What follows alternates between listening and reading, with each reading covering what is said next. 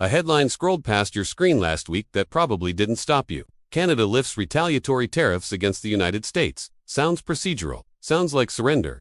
But when you examine what actually happened beneath that headline, you discover something far more calculated. This wasn't a retreat. This was strategic positioning disguised as goodwill, and it just changed the entire dynamic heading into the 2026 North American Trade Pact review.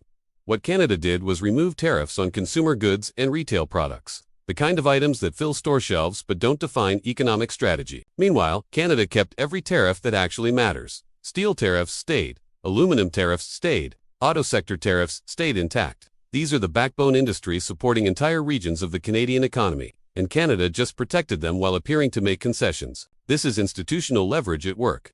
Canada surrendered nothing of strategic value while giving Washington something the administration could claim as a diplomatic win. And the reaction confirmed it worked. A president who spent months criticizing Canada's trade policy suddenly began praising the Prime Minister. That kind of pivot doesn't happen spontaneously. It happens when one side offers an off-ramp that allows the other to change course without looking weak. Here's why this matters for North American trade stability.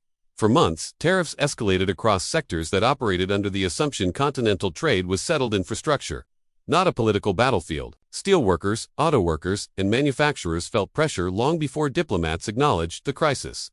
Communities dependent on these industries watched prices shift and investment decisions freeze as trade policy became increasingly unpredictable.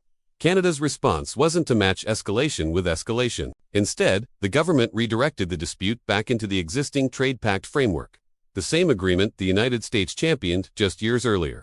Most people assume trade agreements operate automatically, but compliance depends on exporters actually using the protections available. The Canadian government recognized many exporters weren't filing proper documentation, leaving leverage unused.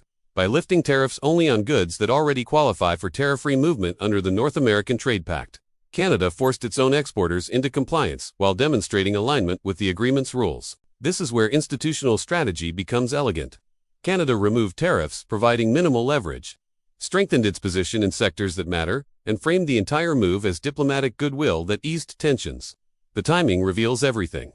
These tariff changes don't take effect immediately. They're scheduled months out, giving businesses time to adapt and both governments space to rebuild communication channels that had frozen under political pressure. Delayed implementation signals confidence that dialogue will continue, that negotiation rather than escalation defines the path forward. When the two leaders spoke after the announcement, the Prime Minister was asked whether the President explicitly said lifting tariffs would reopen negotiations. The answer came back simply, yes. That single word reveals both sides recognized the stalemate had outlived its usefulness, and that Canada's recalibration gave Washington a political opening worth using. The mechanics here are crucial. Under the North American trade framework, roughly 85% of goods qualify for tariff-free movement if exporters follow appropriate rules. Yet far fewer companies have been filing necessary documentation. Canada just created incentives for businesses to fully use the structure designed to protect them. This move doesn't just respond to international pressure. It nudges the domestic economy toward disciplined use of existing trade tools. For workers in steel production, auto assembly, and manufacturing,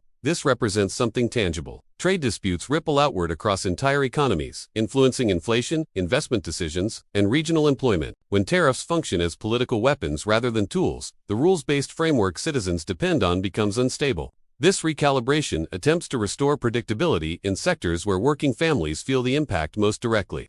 Critics immediately raised concerns. Some argued any step back on retaliation would appear as weakness to Washington. Others feared strategic sectors, though protected now, might eventually face pressure if Canada signaled softening.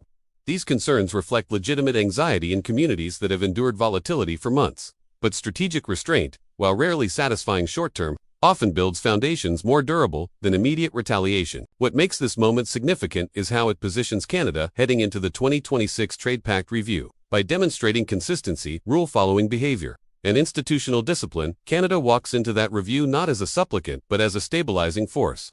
In negotiations with a larger, unpredictable partner, leverage built on predictability proves remarkably durable.